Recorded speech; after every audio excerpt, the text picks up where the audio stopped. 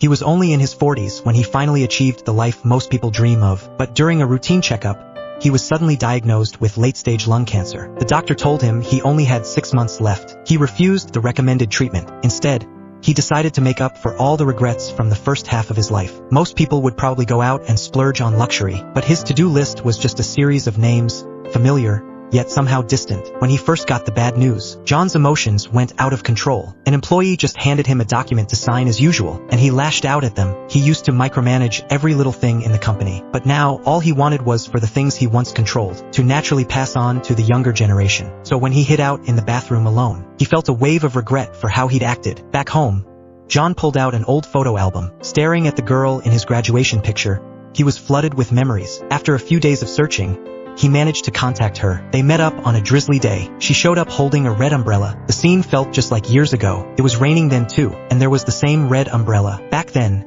the girl had placed the umbrella on the boy's head, and that was when young John fell in love. The woman didn't really understand why John wanted to see her, so John came clean. He said he just wanted to close the book on something he never got to say. When they parted, they didn't say goodbye, just bowed to each other as a way to say thank you. Thank you for showing up in my life. After saying goodbye to his first love, John headed to a supermarket. He told the owner's wife he was an old high school classmate of the boss. She welcomed him warmly. While they were chatting, the owner walked in.